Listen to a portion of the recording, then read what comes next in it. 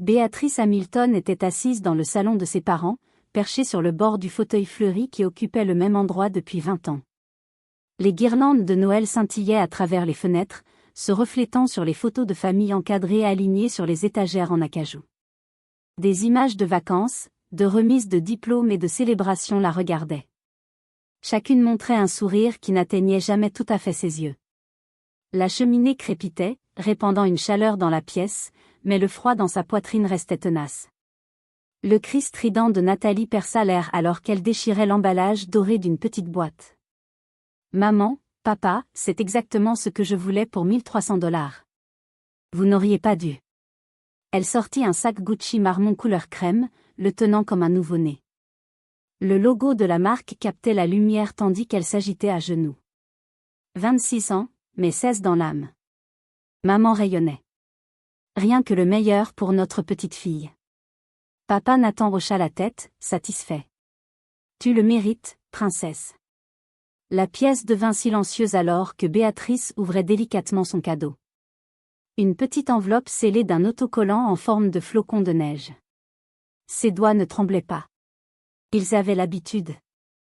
À l'intérieur, une carte en papier à 2 $ avec des montagnes enneigées et un message imprimé, « Joyeuse fête ». Pas de notes manuscrites, pas de carte cadeau, pas de chèque. Son visage resta calme, mais quelque chose en elle se brisa. 29 ans d'espoir s'effondrèrent en un instant. De l'autre côté de la pièce, tante Monica croisa son regard. Sa bouche s'entr'ouvrit légèrement, une lueur d'horreur traversa ses traits avant qu'elle ne la masque. Elle savait. Elle voyait. Nathan vérifia sa montre, tripotant le bracelet. La circulation sera mauvaise si nous ne partons pas pour le restaurant avant 19 h. Maman se précipita pour remplir le verre de lait de poule de Nathalie, évitant le regard de Béatrice avec une aisance rodée. Regardez comme le cuir capte la lumière, annonça Nathalie, paradant dans la pièce avec son nouveau trésor. Il va avec tout ce que je possède. Les mains de Béatrice la trahirent enfin, un léger tremblement alors qu'elle pliait la carte et la glissait dans sa poche, un souvenir d'invisibilité. Plus tôt ce jour-là, elle se tenait dans son modeste appartement de Portland, enveloppant des cadeaux choisis avec un soin douloureux.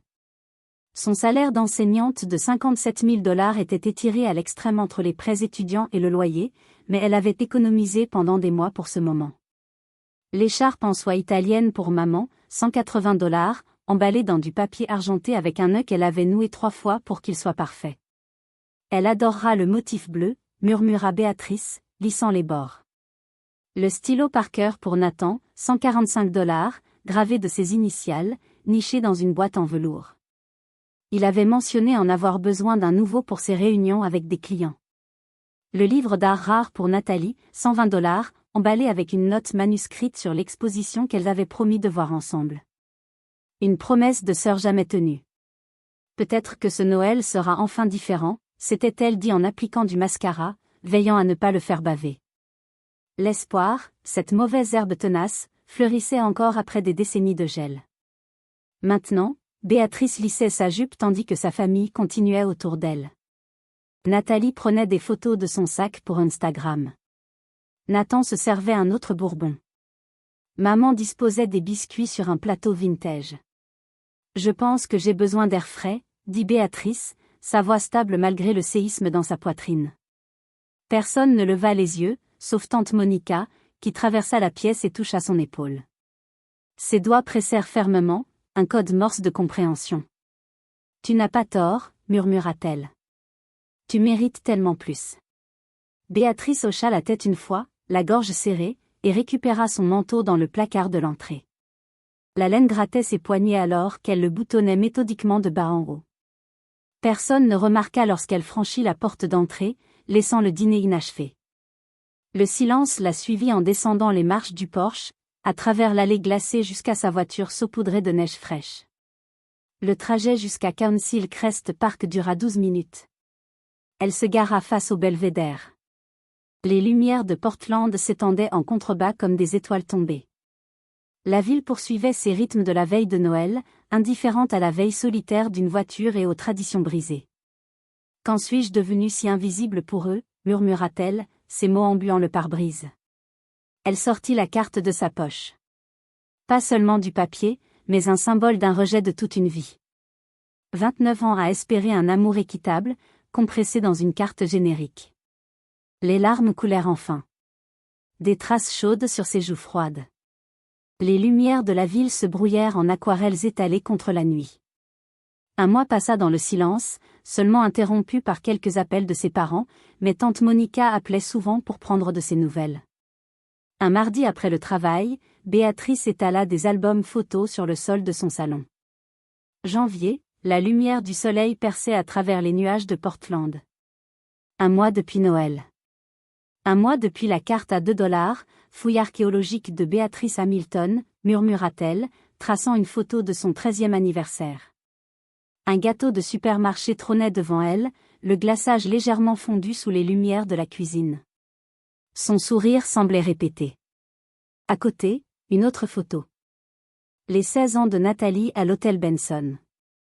Des lustres en cristal brillaient au-dessus d'un gâteau personnalisé à 3 étages. Le bras de Nathan enlaçait ses épaules tandis que maman ajustait le nouveau collier de perles de Nathalie. Béatrice réalisa à quel point elle avait méthodiquement documenté son propre effacement. Les lettres d'acceptation à l'université conservées dans des pochettes plastiques. La sienne pour Portland State avec une bourse académique complète. Leurs notes agrafées au coin, tu devras travailler à temps partiel pour les dépenses. Celle de Nathalie pour l'école de mode avec leur message enroulé, nous sommes si fiers. Ne t'inquiète de rien d'autre que tes études. Les doigts de Béatrice tremblaient alors qu'elle tournait les pages vers ses photos de remise de diplôme. Maman et Nathan étaient arrivés 20 minutes avant la fin de la cérémonie. Nathan n'arrêtait pas de vérifier sa montre. Désolé d'être en retard, ma chérie. Le défilé de mode préliminaire de Nathalie avait besoin de notre attention, avait-il dit. Maman avait lissé le col de Béatrice, laissé une trace de rouge à lèvres sur sa joue et demandé quand elle comptait commencer à chercher un emploi. Les preuves l'entouraient comme des artefacts d'une civilisation bâtie sur le déséquilibre. Elle ouvrit le tiroir de son bureau et en sortit un registre relié en cuir. À l'intérieur, des colonnes de chiffres suivaient des années d'autosuffisance. Les relevés de prêts étudiants totalisaient 24 800 $, même si elle avait travaillé 20 heures par semaine à la librairie du campus pour $12 de l'heure. Une impression d'email de Nathan disait « Désolé, nous ne pouvons pas aider avec la caution de ton appartement pour le moment. » À côté, une coupure de journal sur l'école de mode de Nathalie. Frais de scolarité, 38 000 $ par an, plus 20 000 $ pour son programme d'études essentielles à Milan. Les chiffres brûlaient dans la vision de Béatrice comme des enseignes au néon accusatrices. Son relevé de loyer actuel montrait 1 200 $ par mois pour un appartement d'une chambre avec un chauffage peu fiable. Un post Instagram de Nathalie vantait son nouvel appartement de luxe en centre-ville. Soutien familial béni. Loyer de 2 800 $ entièrement couvert. Son téléphone vibra. Elle l'ignora, se concentrant plutôt sur une pile de cartes d'anniversaire familiales. L'écriture de maman s'étendait à travers les années. Toujours la même, Béatrice. Elle récupéra son journal sur la table de nuit et y glissa soigneusement la carte. En dessous, elle écrivit en lettres délibérées, « La dernière fois que je supplierai pour de l'amour. » Son téléphone vibra de nouveau avec une notification du chat familial. Elle ouvrit les paramètres et le mit en mode silencieux. Fini. Un autre texto de maman, dîner décontracté dimanche. Ton père fait griller des steaks.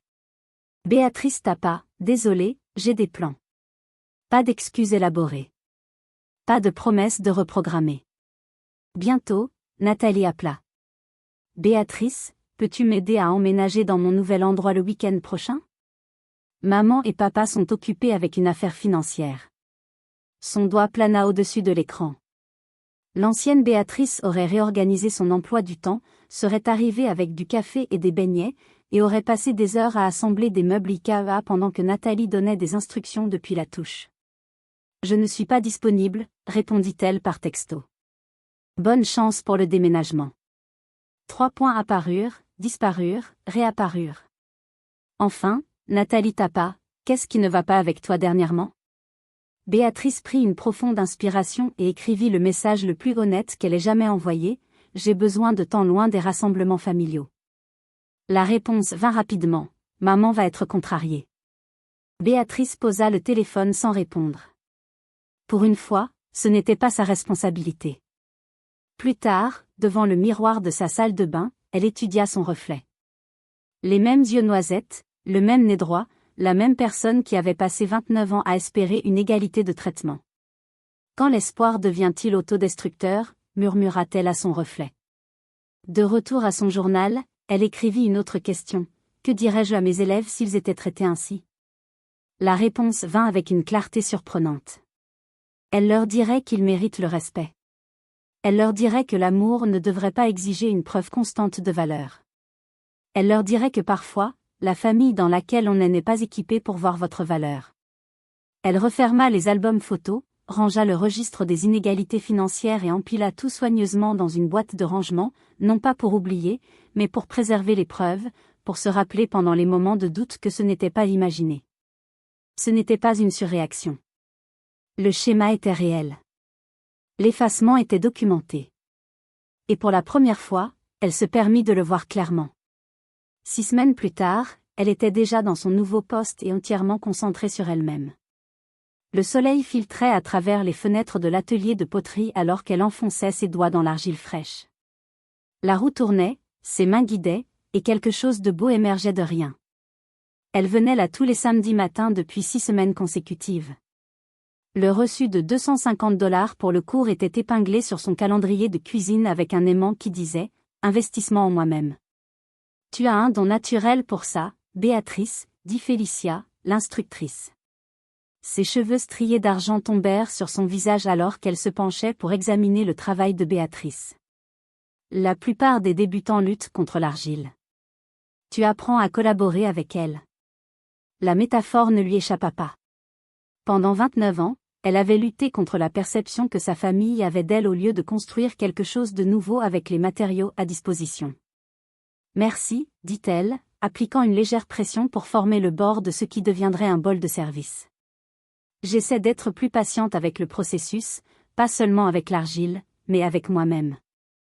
Les mots de la séance de thérapie de la veille résonnaient dans son esprit aussi clairement que si le docteur G.A.B. Elia se tenait à ses côtés. Ta valeur n'est pas mesurée par leur reconnaissance.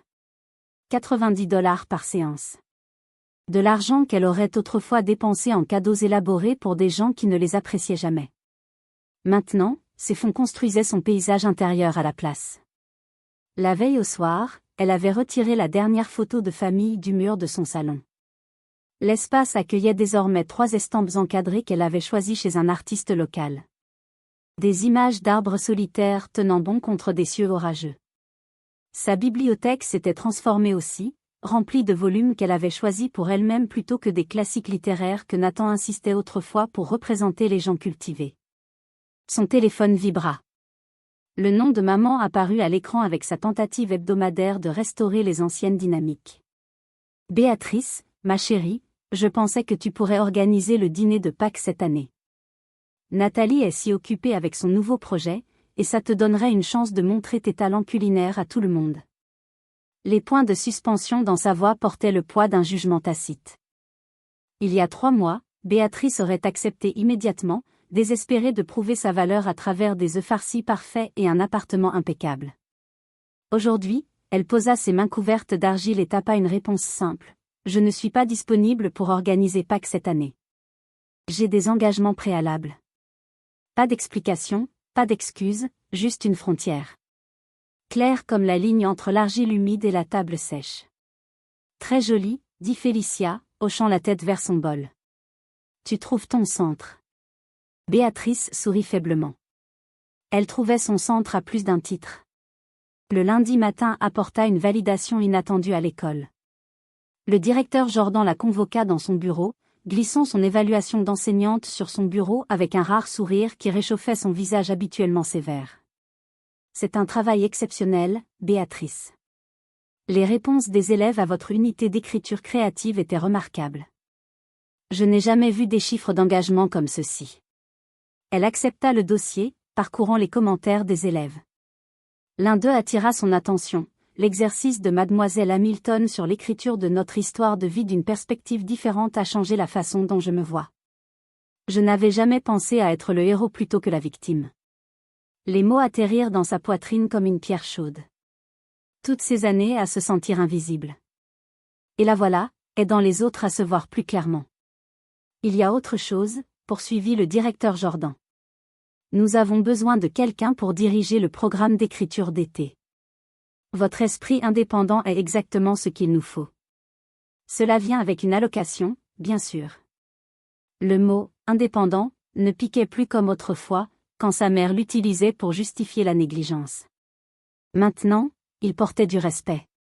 Je serais honorée, répondit Béatrice, redressant les épaules. Cet après-midi-là, elle reçut un email l'invitant à présenter à une conférence régionale sur l'éducation. Son doigt plana au-dessus du bouton de suppression. Son premier instinct fut de supposer que l'invitation lui avait été envoyée par erreur. Puis elle se souvint des mots du docteur Gablia, « Assume que tu mérites de bonnes choses jusqu'à preuve du contraire ». Elle cliqua sur « Accepter » à la place. Plus tard ce soir-là, elle ouvrit son application bancaire et transféra $500 dans le compte intitulé « À compte maison ». Le premier dépôt de nombreux autres vers une maison qui serait vraiment la sienne, pas seulement un espace en marge de la vie de quelqu'un d'autre. Le téléphone sonna à minuit. La voix sanglotante de Nathalie emplit son oreille avant même qu'elle ne puisse dire bonjour. Il m'a quittée, Béatrice. Je n'arrive pas à y croire. Derrick est parti après le dîner. J'ai besoin que tu viennes. Je ne peux pas être seule maintenant. L'ancienne Béatrice aurait sauté du lit, enfilé des vêtements et conduit à travers la ville à une vitesse dangereuse pour consoler sa sœur. La femme qu'elle devenait prit une inspiration. Je suis vraiment désolée que ça soit arrivé, Nathalie. Je peux parler demain pendant ma pause déjeuner. Quoi? J'ai besoin de toi maintenant. C'est sérieux. Je comprends que tu souffres. Je suis disponible à midi demain. Mon temps compte aussi. Le silence choqué s'étira entre elles. Un nouveau territoire qu'aucune d'elles n'avait cartographié auparavant. Je suppose que je peux attendre jusqu'à demain, murmura enfin Nathalie, puis quelque chose que Béatrice n'avait jamais entendu d'elle auparavant. Je suis désolée, Béatrice. Je n'ai pas pensé à l'heure qu'il était. Béatrice raccrocha et resta éveillée, s'attendant à moitié à un appel de suivi de sa mère, outrée par son égoïsme. Il arriva à 1h17. La voix en colère de sa mère remplit son répondeur d'accusations familières. Elle le supprima sans écouter jusqu'à la fin. Dans les semaines qui suivirent, son réseau de soutien s'élargit comme des ondulations dans une eau calme. Robert Eddy, le professeur d'histoire dont la classe était en face de la sienne, s'arrêta à son bureau après la dernière sonnerie.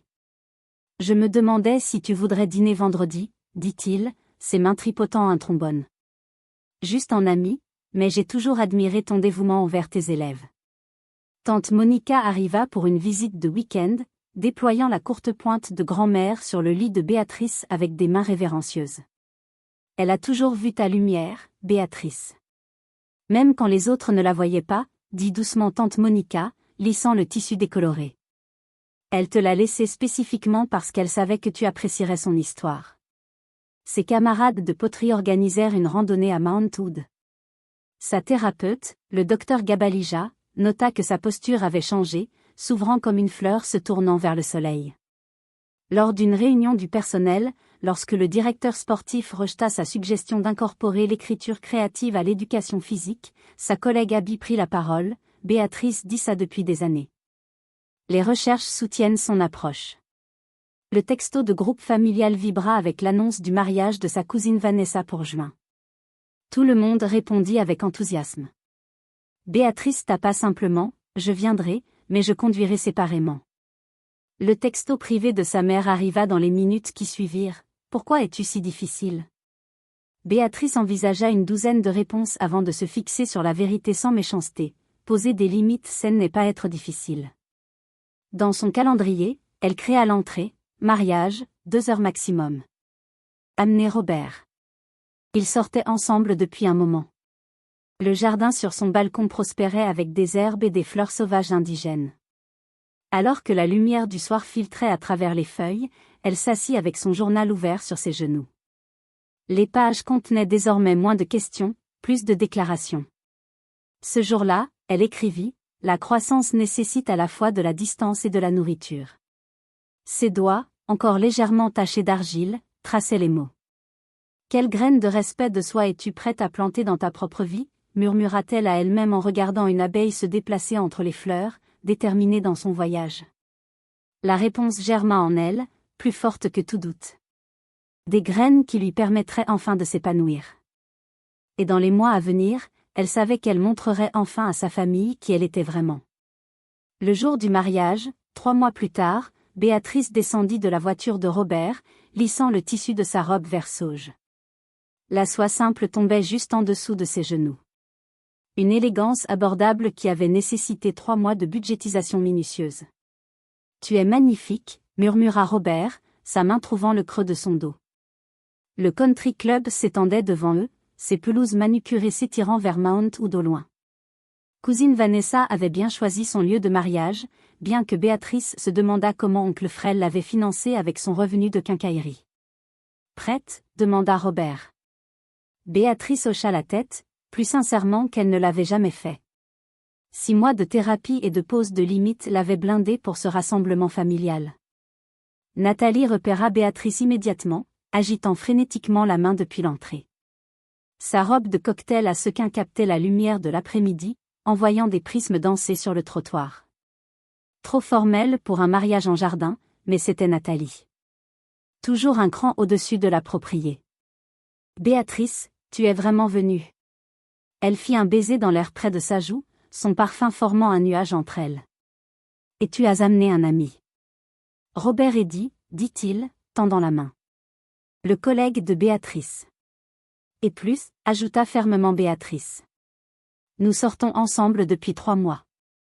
Les sourcils parfaitement épilés de Nathalie se haussèrent. Maman n'a pas mentionné ça. Maman ne sait plus tout de ma vie. Avant que Nathalie ne puisse répondre, maman apparut, son sourire tendu comme un élastique usé. Ses yeux passèrent d'eux à la simple chaîne en or de Béatrice, à la robe, à la présence stable de Robert. Béatrice, ma chérie, son étreinte semblait mécanique. Ton appartement doit être à l'étroit avec de la compagnie ces jours-ci. As-tu pensé à déménager dans un plus grand ? La vieille piqûre familière menaça, mais Béatrice respira à travers. Mon appartement me convient parfaitement. Nathan s'approcha, tirant sur son col. Le costume pendait plus large qu'elle ne s'en souvenait. Voilà ma fille indépendante, dit-il, tapotant maladroitement son épaule. Ton appartement doit être trop petit pour toi maintenant. Même scénario, autre Hamilton. Elle se contenta de sourire. Tante Monica la sauva, se précipitant pour une étreinte sincère. Regarde-toi, murmura-t-elle, se tenant droite.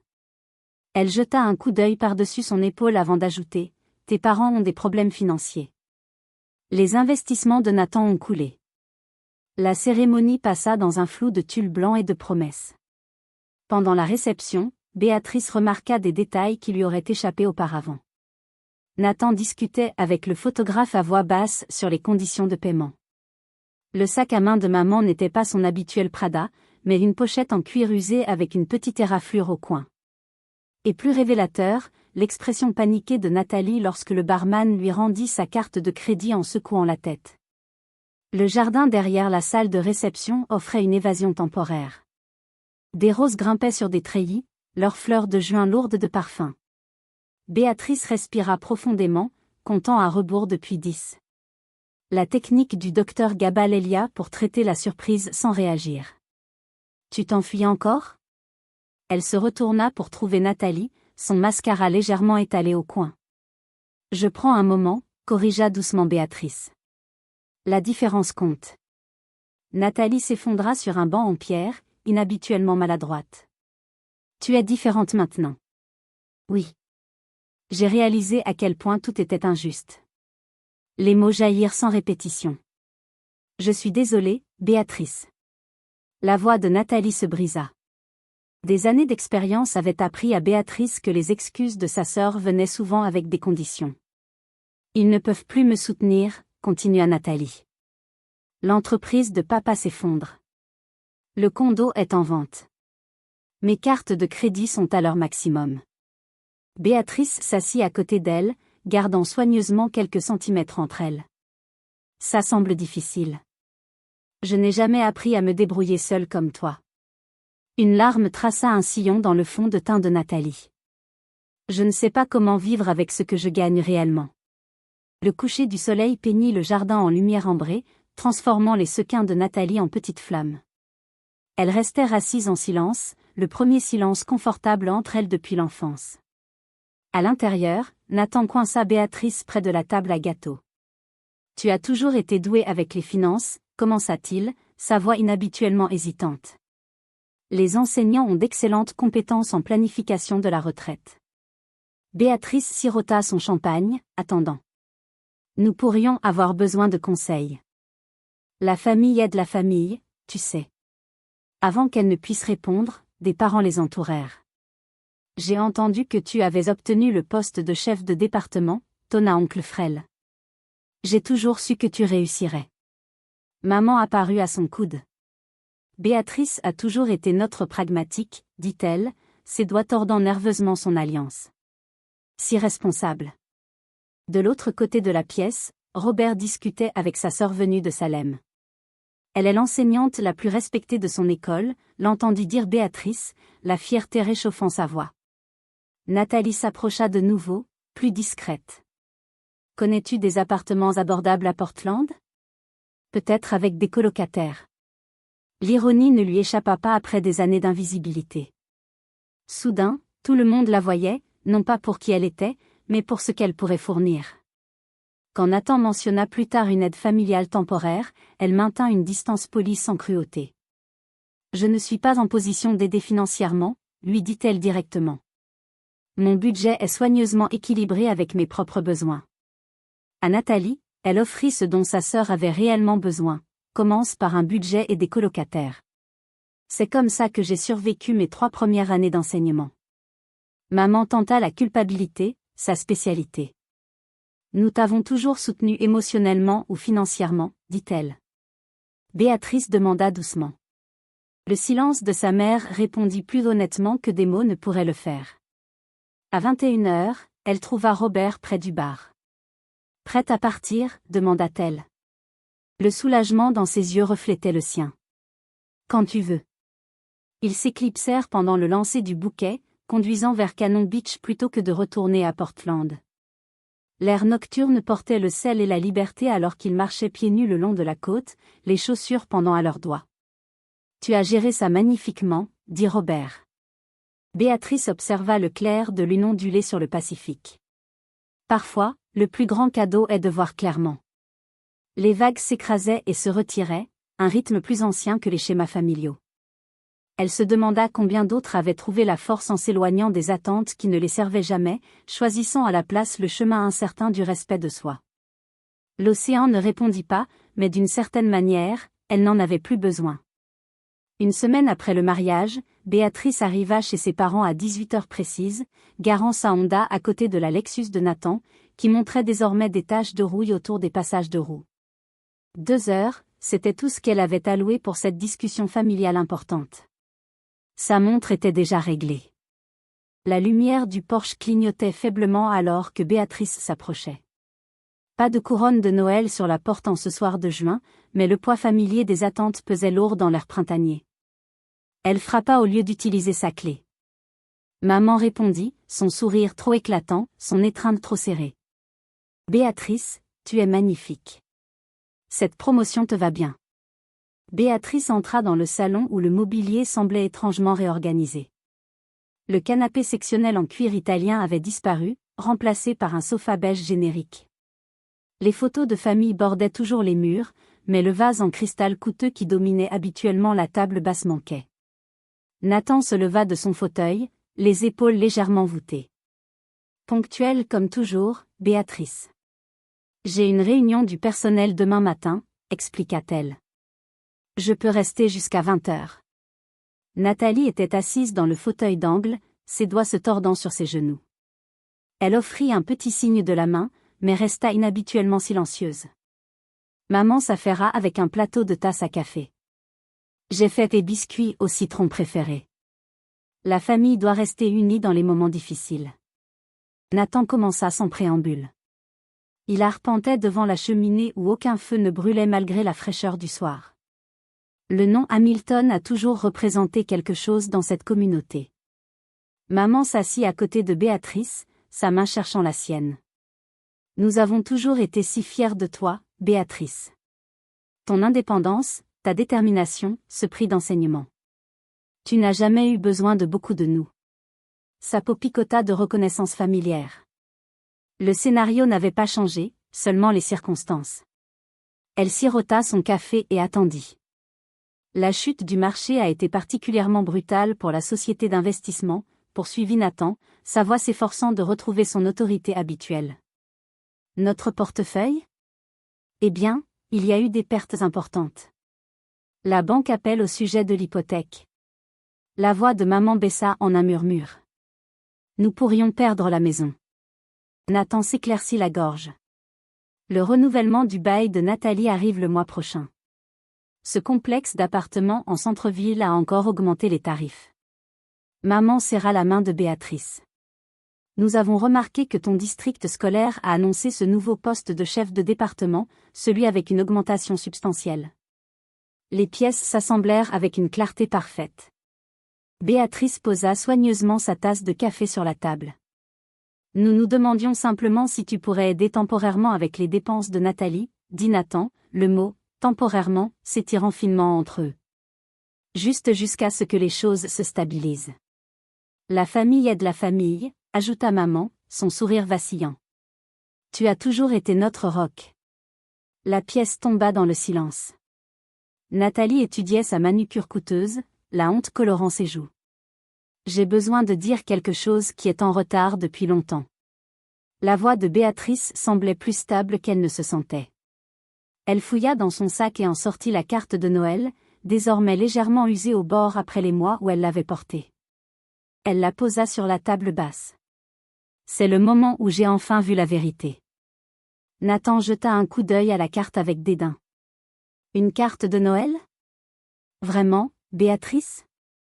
Nous discutons de questions financières sérieuses ici. Ce n'est pas une question d'argent. Elle traça la scène de montagnes enneigées du bout du doigt. C'est à propos de 29 ans de messages disant que je comptais moins. Les 16 ans de Nathalie à l'hôtel Benson pendant que mon 13e anniversaire était célébré avec un gâteau de supermarché. Ma bourse universitaire avec votre note que je devais travailler à temps partiel pendant que vous financiez entièrement l'école de mode de Nathalie et son semestre en Italie. Le visage de maman se vida de couleur. Nous n'avons jamais voulu. Je ne crois pas que vous l'ayez fait consciemment, continua Béatrice. Mais c'est arrivé systématiquement. Chaque anniversaire, chaque Noël, chaque étape. C'est ridicule. Le visage de Nathan s'empourpra d'indignation. Nous t'avons donné tout ce dont tu avais besoin. Mais jamais ce qu'elle voulait, dit soudain Nathalie. Tous les regards se tournèrent vers elle. Elle a raison. Nous l'avons toujours traitée comme moins importante. Je l'ai vue toute ma vie et j'en ai profité. La bouche de Nathan s'ouvrit, puis se referma. Les fondations du mythe familial se fissurèrent visiblement sous les yeux de Béatrice. Il ne s'agit pas de punir qui que ce soit, dit-elle. Mais si nous voulons une relation à l'avenir, elle commence par le respect et l'égalité. Donc, tu ne vas pas aider ta sœur. Les larmes de maman coulaient librement maintenant, sincères plutôt que stratégiques. Je ne dis pas ça. Je dis que je ne serai pas la solution financière de la famille tant que le schéma persiste. Je ne financerai pas l'appartement de luxe de Nathalie alors que j'ai lutté pour payer le mien. Je ne contribuerai pas à une dynamique où je donne tout et ne reçois rien. Après tout ce que nous avons fait pour toi, la voix de Nathan monta brusquement, révélant ses véritables attentes. C'est comme ça que tu nous remercies. J'offre quelque chose de mieux que de l'argent, répondit Béatrice, sa voix posée. J'offre l'honnêteté. J'offre la chance d'une relation basée sur le respect mutuel plutôt que sur l'obligation. Elle ne nous doit rien, dit Nathalie doucement. Rien de tout cela n'est de sa responsabilité. Le silence qui suivit sembla être le premier moment honnête qu'ils avaient partagé depuis des décennies. Béatrice se leva, lissant sa jupe. J'ai besoin d'une reconnaissance de ce qui s'est passé. J'ai besoin que mes limites soient respectées. Je suis prête à aider Nathalie à trouver un appartement abordable, à créer un budget, à postuler pour des emplois, mais je ne sacrifierai pas ma sécurité financière ou mon respect de moi. Les épaules de maman tremblaient de sanglots silencieux. Nathan fixait la fenêtre, le dos rigide de fierté. Réfléchissez à ce que j'ai dit. Béatrice ramassa son sac. Je vais sortir. L'air nocturne était purifiant alors qu'elle marchait vers sa voiture. Les étoiles perçaient l'obscurité au-dessus. Témoin d'une vérité enfin dite. En démarrant le moteur, elle réalisa que la vérité n'avait pas besoin d'être dure pour être puissante. Elle devait simplement être dite, même quand les autres n'étaient pas prêts à l'entendre. Elle déverrouilla la porte de son nouveau condo à Portland. La clé glissa dans la serrure avec un clic satisfaisant. 1 an après cette révélation de Noël, sa vie était transformée, non pas parce que les autres lui avaient donné, mais parce qu'elle s'était enfin donné, la permission de compter. Dernière boîte, annonça Robert Eddy, posant un carton étiqueté « Livre » sur le sol en bambou qu'elle avait choisi elle-même. Sa présence stable ces derniers mois était devenue un réconfort qu'elle n'avait jamais su qu'elle avait besoin. Pas un sauvetage, mais un partenariat. Elle traça du doigt la clé de maison encadrée montée sur le mur de l'entrée. En dessous, une simple plaque disait « 18 000 $, le prix de la liberté ». Chaque dollar représentant des mois d'heures supplémentaires, de budgétisation minutieuse et de refus des attentes familiales qu'il avait autrefois consumées. « Chef de département te va bien », remarqua tante Monica, arrangeant des fleurs sauvages dans un vase en céramique que Béatrice avait créé en cours de poterie. Elle toucha son épaule, ses yeux plissés de fierté. « Tu as construit cette vie brique par brique, Béatrice. » Le soleil de l'après-midi filtrait à travers les fenêtres qu'elle avait passé des heures à choisir, projetant des rectangles dorés sur la table à manger dressée pour 4. Pas une grande réunion, mais une intentionnelle. Robert, Eddy, tante Monica et Nathalie se joindraient à elle pour le dîner. Ses conditions, son espace, ses limites intactes. Le texto de Nathan était arrivé ce matin-là, « J'espère que le déménagement s'est bien passé. » 5 mots qui représentaient son effort pour naviguer dans leur nouvelle réalité. Maman appelait chaque semaine maintenant. Ces conversations étaient prudentes, mais de plus en plus sincères, de petits pas vers ce qui pourrait un jour devenir une connexion authentique. Nathalie arriva avec une plante d'intérieur et une bouteille de vin à prix moyen. Ses sacs de marque avaient disparu, remplacés par une tenue de travail raisonnable pour son premier vrai emploi. La chasse à l'appartement va bien, dit-elle, aidant Béatrice à disposer les assiettes sur la table. Ma colocataire travaille en comptabilité. Elle m'apprend à faire un budget. Sa voix portait une humilité nouvelle qui surprenait parfois Béatrice. Plus tard, alors que Robert l'aidait à accrocher des rideaux dans la chambre, ses mains stables sur la perceuse, il demanda « As-tu pensé à l'été prochain ?» Cette cabane à Mount Hood est toujours disponible à la location. Béatrice sourit, n'ayant plus peur des possibilités futures. « Ça me plairait », répondit-elle simplement. Quand tout le monde partit, elle se prépara pour sa première nuit seule dans sa nouvelle maison. Elle plaça la carte de Noël, ce catalyseur à 2 $ pour le changement, dans un simple cadre sur son bureau. Ce qui symbolisait autrefois l'invisibilité représentait maintenant la force découverte à travers la douleur. Elle ouvrit son journal, passant ses mains sur une page vierge avant d'écrire « La valeur est inhérente, pas gagnée ni accordée par les autres. » À l'école, une jeune enseignante l'avait cherchée la veille, les larmes coulant sur son visage après un rassemblement familial où ses réalisations avaient été ignorées. Béatrice avait reconnu ce regard blessé trop bien. « Tes limites ne sont pas égoïstes », lui avait-elle dit, offrant des mouchoirs et la validation dont elle avait autrefois désespérément besoin. Son compte d'épargne croissait régulièrement, désormais étiqueté « Rêve d'avenir » au lieu de « Fonds d'urgence ». L'atelier de poterie local avait appelé hier pour exposer ses pièces le mois prochain. Depuis son petit balcon, elle regarda le coucher de soleil de Portland peindre le ciel en teinte d'aquarelle. Il y a 1 an, elle était assise dans sa voiture, sanglotant sur une carte insignifiante.